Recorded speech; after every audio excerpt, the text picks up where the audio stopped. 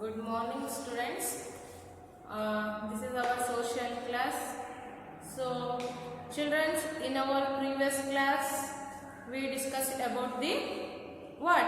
We discussed about the plateau region parts. So, plateau region divided into two parts. The mainly divided into two parts. One is what?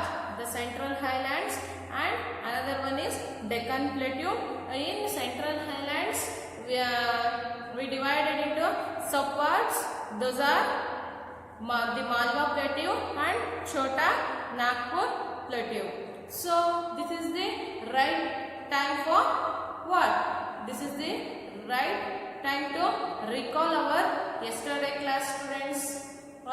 Students, I asked some questions to you regards to yesterday class. Okay, is it okay for you? Yeah, good.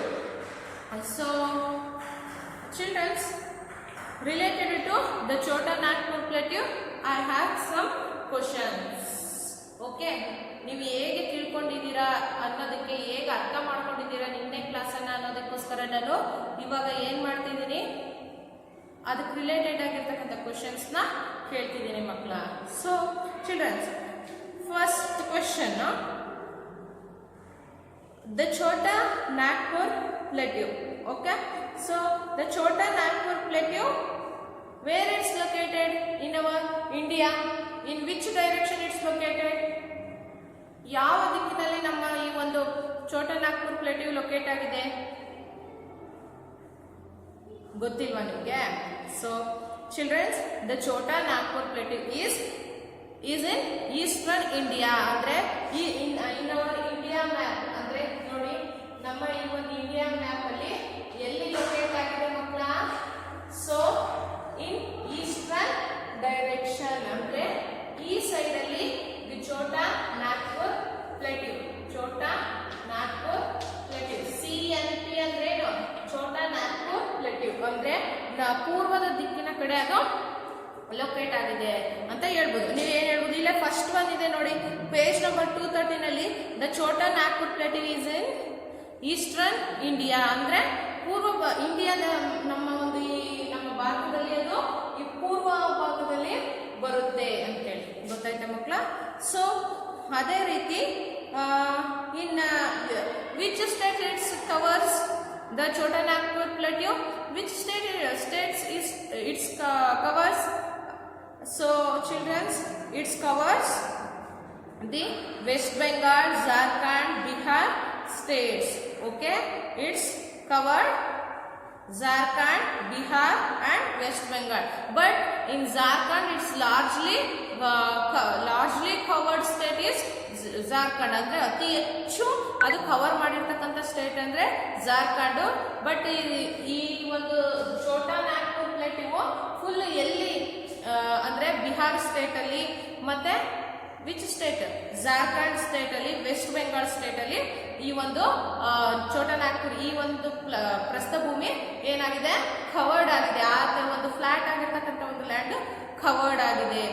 So childrens, why we call it as the Chota Nagpur Plateau? Why we call it as storehouse of minerals? Why we call it as storehouse of minerals? ಏನಕ್ಕೆ ನಾವು ಈ ಒಂದು ಚೋಟಾ ನಾಗ್ಪುರ್ ಪ್ಲೇಟ್ಯೂನ store house of minerals ಅಂತ ಕರಿತೀವಿ? So childrens, it's extremely rich in what? It's extremely rich in minerals. So we call it as store house of minerals ಅಲ್ವಾ? ನಾವು ಇಲ್ಲಿ ಅತಿ ಹೆಚ್ಚು ಮಿನರಲ್ಸ್ ಗಳು ಅವೈಲಬಲ್ ಆಗೋದ್ರಿಂದ ನಾವು ಇದನ್ನ ಏನಂತ ಕರಿತೀವಿ? ಸ್ಟೋರ್ ಹೌಸ್ ಆಫ್ ಮಿನರಲ್ಸ್ ಅಂತ ಕರಿತೀವಿ ಅಲ್ವಾ? ಸೊ ನಿಮ್ಗೆ ಇದು ಅರ್ಥ ಆಯ್ತು ಅಂತ ಅನ್ಕೊಳ್ಳೋಣ ನಾನು. ಸೊ ಅದೇ ರೀತಿ which are those minerals available here? Name the, ಈಗ ಫಾರ್ ಎಕ್ಸಾಂಪಲ್ ಟೆಸ್ಟಿಂಗ್ ನಾನು ಕೇಳ್ಬೋದು, name the two available minerals ಏನ್ ಚೋಟಾ ನಾಗ್ಪುರ್ ಪ್ಲೇಟ್ಯೂ ಅಂತ ನಾನು ಕೇಳ್ಬೋದು. ನೀವೇನೇ ಯಾವುದನ್ನ ಹೇಳ್ಬೋದು? So coal, manganese, mica and bauxite and iron ore. These are the available in the Chota Nagpur plateau. Okay, understand childrens? So ಇದಿಷ್ಟನ್ನು ಕೂಡ ದ ಚೋಟಾ ನಾಗ್ಪುರ್ ಪ್ಲೇಟ್ಯೂಗೆ ಸಂಬಂಧಪಟ್ಟಿದ್ದು. ಗೊತ್ತಾಯ್ತಾ? ಈ ಒಂದು ಚೋಟಾ ನಾಗ್ಪುರ್ ಪ್ಲೇಟ್ಯೂ ಅಲ್ಲಿ ನೀವು ನೆನಪಿಗೆ ಇಟ್ಕೋಬೇಕಾಗಿರ್ತಕ್ಕಂಥ ಒಂದು ಇಂಪಾರ್ಟೆಂಟ್ ಥಿಂಗ್ಸ್ ಅಂದ್ರೆ ಯಾವ್ದು ಗೊತ್ತಾ? ನೋಡಿ ಚಿಲ್ಡ್ರನ್ಸ್, ಇದೆ ಫಸ್ಟ್ ನಿಮ್ಗೆ ನಿಮ್ಮ ಟೆಕ್ಸ್ಟ್ ಬುಕ್ ಅಲ್ಲಿ ಅಂಡರ್ಲೈನ್ ಮಾಡಿಸ್ಬಿಡ್ಲ ನಾನು? So good. ಇಲ್ಲಿದೆ ನೋಡಿ, the store house of minerals ಅಂತ ಇದೆ ಅಲ್ವಾ? The Chota Nagpur plateau is a store house of minerals. Please underline this point. ನೀವು ಇದನ್ನ ಅಂಡರ್ಲೈನ್ ಮಾಡ್ಕೊಳ್ಳಿ. ನಾನಿಲ್ಲಿ ಇಂಪಾರ್ಟೆಂಟ್ ಕೆಲವೊಂದು ಪಾಯಿಂಟ್ಸ್ನ ನಾನಿಲ್ಲಿ ಅಂಡರ್ಲೈನ್ ಮಾಡಿಸ್ತಿದ್ದೀನಿ, ಇದನ್ನ ಅಂಡರ್ಲೈನ್ ಮಾಡ್ಕೊಳ್ಳಿ ಮಕ್ಕಳ. ಯಾವುದು? The Chota Nagpur plateau is a store house of minerals. Okay, next, which are those minerals available here? ಯಾವ ಒಂದು ಮಿನರಲ್ಸ್ ಇಲ್ಲಿ ನಮಗೆ ಅವೈಲಬಲ್ ಆಗುತ್ತೆ? ಸೊ ಇದನ್ನ ಅಂಡರ್ಲೈನ್ ಮಾಡ್ಕೊಳ್ಳಿ. Besides coal, iron, manganese, bauxite and nickel also mined here ಅಂತ ಇದೆ ಅಲ್ವಾ? So I will show you.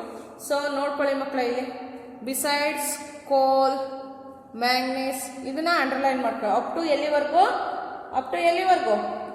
ಇಲ್ಲಿ ಆಲ್ಸೋ ಮೈನಡ್ ಹಿಯರ್ ಅಂತ ಇದೆ ಅಲ್ಲ, ಇಲ್ಲಿವರೆಗೂ. ಓಕೆ, ಅರ್ಥ ಆಯ್ತಾ ಮಕ್ಕಳ ನಿಮಗೆ? So next why we call it as store house of minerals ಅಂತ ಇದೆ ಅಲ್ವಾ? Why we call it as store house of minerals ಅಂತ ಇದೆ ಅಲ್ವಾ? ಸೊ ಅದಕ್ಕೆ ಇದನ್ನು ಅಂಡರ್ಲೈನ್ ಮಾಡ್ಕೊಂಡ್ರೆ, it is extremely rich in minerals. ಇದು next, it is extremely rich in minerals. ಓಕೆನಾ? ಅಂಡರ್ಲೈನ್ ಮಾಡ್ಕೊಂಡ್ರೆ ಸೊ ಇದಿಷ್ಟು ನಿಮಗೆ ಅರ್ಥ ಆಯ್ತು ಅನ್ಕೊಂತೀನಿ. ಅದೇ ರೀತಿ which states Chota Nagpur plateau which states it's covers ಅಂತ ಇದೆ ಅಲ್ವಾ?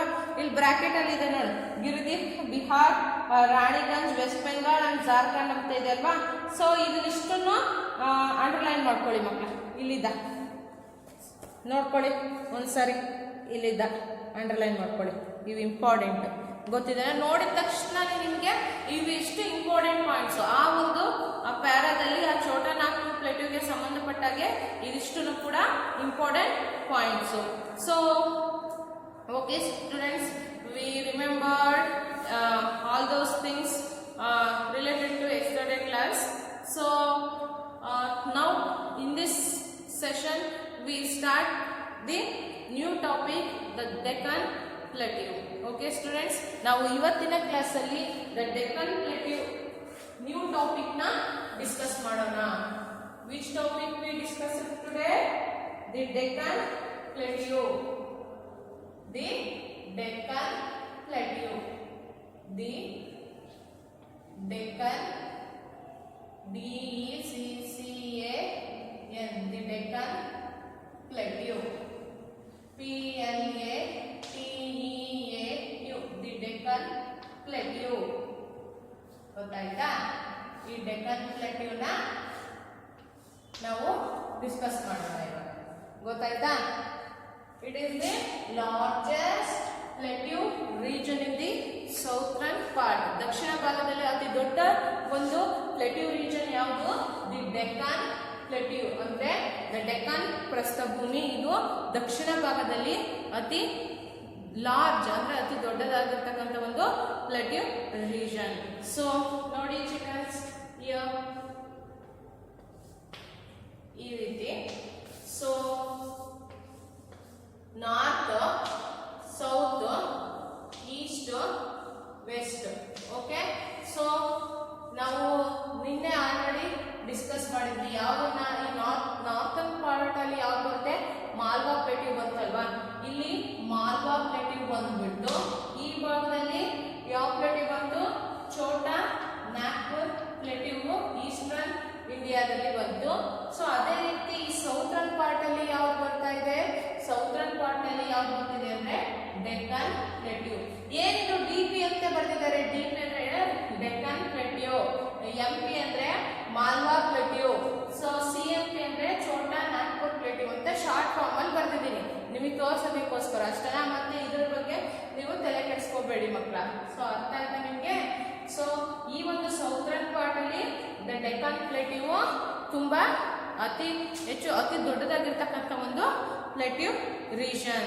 So now we have to discuss about the Deccan Plateau. So all of you observe your textbook. Children, Deccan Plateau is also called the Great peninsular plateau. So ಈ ಒಂದು ಡೆಕ್ಕನ್ ಪ್ಲೇಟ್ಯೂನ ನಾವು ಏನಂತ ಕರೀತೀವಿ, is called the great peninsular plateau. ಅಂದ್ರೆ ಇದು ಒಂದು ಪರ್ಯಾಯ ದ್ವೀಪ. ಇದನ್ನ ಈ ಡೆಕ್ಕನ್ ಪ್ಲೇಟ್ಯೂನ ನಾವು ಏನಂತ ಕರಿತೀವಿ, ಇದನ್ನೊಂದು ಪರ್ಯಾಯ ದ್ವೀಪ ಅಂತ ಕರಿತೀವಿ. So it covers the largest part of the southern plateau. ಈ ನೋಡಿ, ಇಟ್ ಕವರ್ಸ್, ಈ ಡೆಕ್ಕನ್ ಪ್ಲೇಟ್ಯೂ ಇದೆ ಅಲ್ವಾ, ಈ ಒಂದು ದಕ್ಷಿಣ ಭಾಗದಲ್ಲಿ ಅತಿ ಹೆಚ್ಚು ಒಂದು ರೀಜನ್ ಅನ್ನ ಇದೇನ್ ಮಾಡಿದೆ, ಆಕ್ಯುಪೈ ಮಾಡ್ಕೊಂಡಿದೆ. ಅಂದ್ರೆ ಸೌತ್ರನ್ ಈ ಒಂದು ದಕ್ಷಿಣ ಭಾಗದಲ್ಲಿ ಅತಿ ಹೆಚ್ಚು ಪ್ಲೇಸಸ್ ನ, ಅತಿ ಹೆಚ್ಚು ಒಂದು ಲ್ಯಾಂಡ್ ನ ಇದು ಕವರ್ ಮಾಡಿದೆ. ಯಾವುದು, ಡೆಕ್ಕನ್ ಪ್ಲೇಟ್ಯೂ.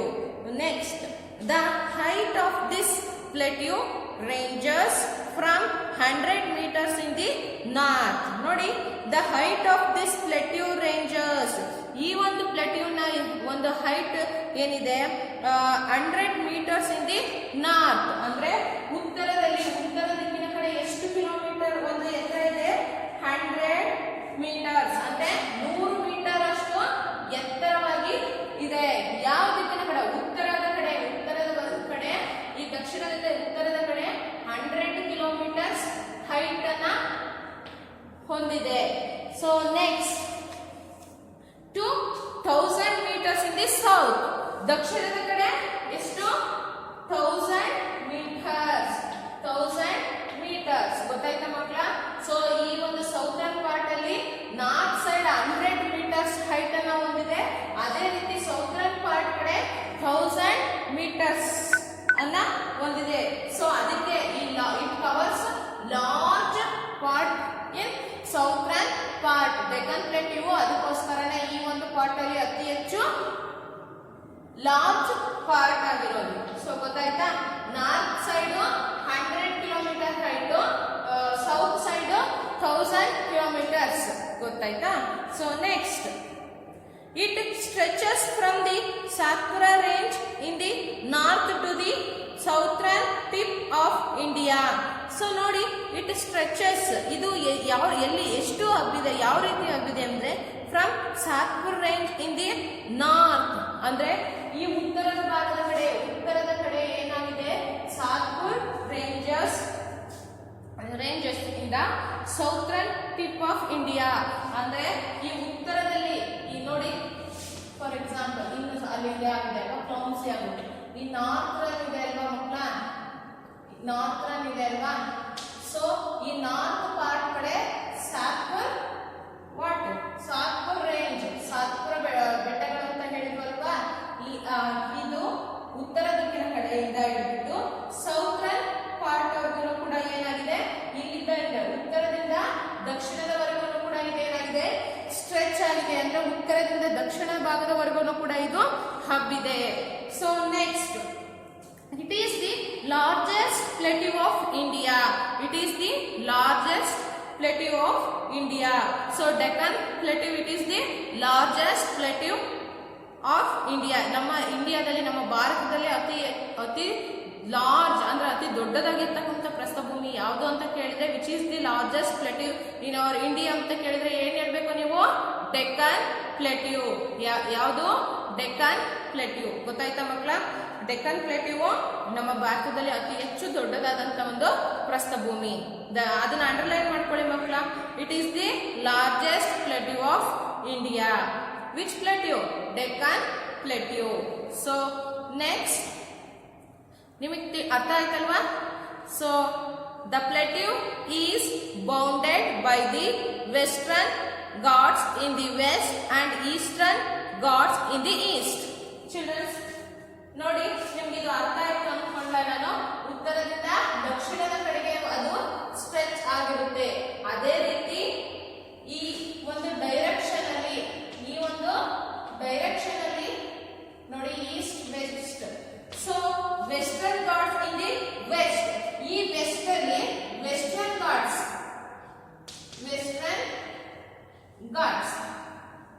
ಓಕೆ, ಈ ವೆಸ್ಟರ್ನ್ ಘಾಟ್ಸ್ ಬರುತ್ತೆ. ಅದೇ ರೀತಿ ಈಸ್ಟ್ ಸೈಡ್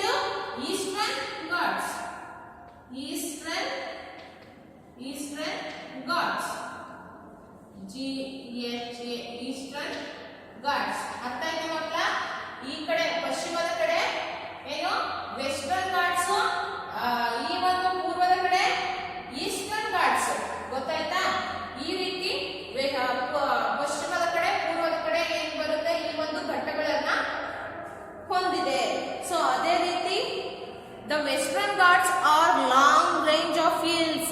ಈ Western Ghats are long range of hills ಅಂದ್ರೆ ಪಶ್ಚಿಮದಲ್ಲಿರ್ತಕ್ಕಂಥ ಈ ಒಂದು ಬೆಟ್ಟಗಳು it's a long range of hills, ಅತಿ ಎತ್ತರದ ಒಂದು ಬೆಟ್ಟ ಗುಡ್ಡಗಳನ್ನ ಹೊಂದಿದೆ. ಗೊತ್ತಾಯ್ತಾ ಮಕ್ಕಳ? ಪಶ್ಚಿಮದಲ್ಲಿ ಈ ಪಶ್ಚಿಮ ದಿಕ್ಕಲ್ಲಿ ಬರ್ತಕ್ಕಂಥ ಈ ಬೆಟ್ಟಗಳು ಅತಿ ಹೆಚ್ಚು ಎತ್ತರವಾಗಿರ್ತಕ್ಕಂಥ ಬೆಟ್ಟಗಳ ಸಾಲುಗಳನ್ನ ಹೊಂದಿದೆ. ಗೊತ್ತಾಯ್ತಾ? So next they include the Nilgiris, Annamalai and Cardamom Hills. Nilgiri Hills lie in Tamil Nadu, Karnataka and Kerala. So childrens, ಇದರ ಜೊತೆಗೆ ದ ನೀಲಗಿರೀಸ್ ಅಂದ್ರೆ ಈ ಒಂದು ನೀಲಗಿರಿ ಇದು ನೋಡಿದಿರಲ್ವಾ, ಯಾವುದು ನೀಲಗಿರಿ ಮರಗಳನ್ನ ನೋಡಿದಿರಲ್ವಾ.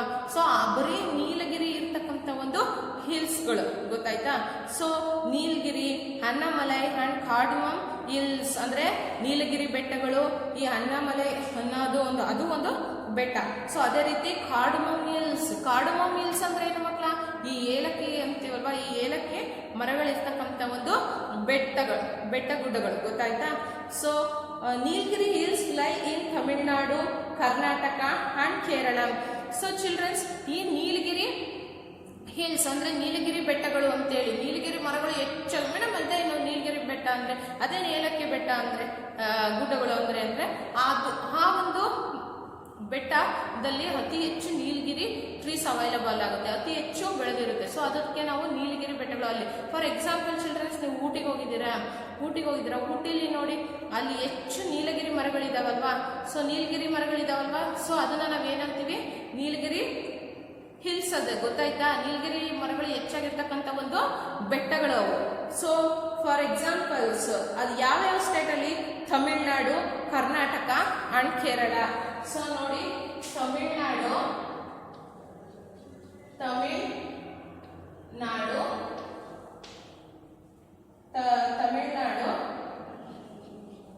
ಕರ್ನಾಟಕ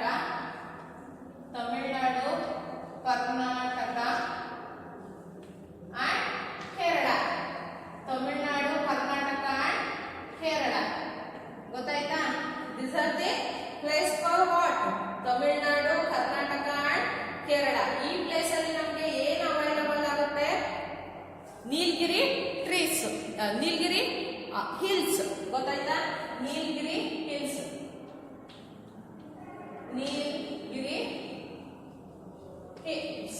ನೀಲಗಿರಿ ಹಿಲ್ಸ್. ಗೊತ್ತಾಯ್ತಾ ಮಕ್ಕಳ? Nilgiri Hills it's available in Tamil Nadu, Karnataka, Kerala. So especially in Ooty is a hill station in the Nilgiri Hills. ನೋಡಿ, ಈ ಊಟಿ ಇದು ಒಂದು ಹಿಲ್ ಸ್ಟೇಷನ್ ಅಂದ್ರೆ ಬೆಟ್ಟಗಳು ಇರ್ತಕ್ಕಂಥ ಒಂದು ವಾತಾವರಣ. ಸೊ ಇಲ್ಲಿ ಅತಿ ಹೆಚ್ಚು ಈ ನೀಲಗಿರಿ ಹಿಲ್ಸ್ ಅವೈಲಬಲ್ ಆಗುತ್ತೆ. ಗೊತ್ತಾಯ್ತಾ? ಅಂದ್ರೆ ಈ ನೀಲಗಿರಿ ಬೆಟ್ಟಗಳು ಒಂದು ಅತಿ ಹೆಚ್ಚಾದಾಗಿ ಇರುತ್ತೆ. ಯಾವ ಪ್ಲೇಸ್ ಅಲ್ಲಿ? ನಮ್ಮ ಕರ್ನಾಟಕದಲ್ಲಿ ಈ ಊಟಿಲಿ. ಗೊತ್ತಾಯ್ತಾ ಮಕ್ಕಳ ನಿಮ್ಗೆ? ಸೊ ನಾನು ಇನ್ನೊಂದ್ಸಾರಿ ಹೇಳ್ತಾ ಇದ್ದೀನಿ ನೋಡಿ ಮಕ್ಕಳ. ಸೊ ಈ ಈಸ್ಟರ್ನ್ ಸೈಡ್ ಅಲ್ಲಿ ಈಸ್ಟರ್ನ್ ಘಾಟ್ಸು, ವೆಸ್ಟರ್ನ್ ಸೈಡ್ ಅಲ್ಲಿ ವೆಸ್ಟರ್ನ್ ಘಾಟ್ಸು. ಪೂರ್ವ ದಿಕ್ಕಿನ ಕಡೆ ಪೂರ್ವ ಘಟ್ಟಗಳು ಮತ್ತೆ ಪಶ್ಚಿಮದ ಕಡೆ ಪಶ್ಚಿಮ ಘಟ್ಟಗಳು. ಅದೇ ರೀತಿ ಈ ಪಶ್ಚಿಮ ಘಟ್ಟಗಳಂದ್ರೆ ಪಶ್ಚಿಮ ದಿಕ್ಕಿನ ಕಡೆ ಅತಿ ಹೆಚ್ಚು ಯಾವ್ದಿರುತ್ತೆ? ಯಾವ ರೀತಿ ಕವರ್ ಆಗಿರುತ್ತೆ? So Western Ghats it's covers the hills ranges ಅಂದ್ರೆ ಬೆಟ್ಟಗಳ ಒಂದು ಶ್ರೇಣಿಗಳನ್ನ, ಅಂದ್ರೆ ಬೆಟ್ಟಗಳ ಸಾಲಿನಿಂದ ಕೂಡಿರುತ್ತೆ. ಯಾವುದು? ಈ ವೆಸ್ಟರ್ನ್ ಘಾಟ್ ಅಂದ್ರೆ ಈ ಪಶ್ಚಿಮ ಘಟ್ಟಗಳು. ಸೊ ಅದು ಯಾವ್ಯಾವುದು ಅಂದ್ರೆ ನೀಲಗಿರಿ ಹಿಲ್ಸ್, ಮತ್ತೆ ಅನ್ನಮಲೈ ಹಿಲ್ಸ್ ಅಂಡ್ ಮತ್ತೆ ಕಾರ್ಡಮಮ್ ಹಿಲ್ಸ್. ಇವಿಷ್ಟನ್ನು ಕೂಡ ಎಲ್ಲಿ? ಈ ವೆಸ್ಟರ್ನ್ ಘಾಟ್ಸ್ ಅಲ್ಲಿ ಅವೈಲಬಲ್ ಆಗುತ್ತೆ. ಅಂದ್ರೆ ಈ ಒಂದು ಪಶ್ಚಿಮ ದಿಕ್ಕಿನ ಕಡೆ ಇರ್ತಕ್ಕಂಥ ಬೆಟ್ಟಗಳ ಸಾಲುಗಳು ಯಾವ್ಯಾವು ಅಂದ್ರೆ Nilgiri Hills, Annamalai Hills and Cardamom hills.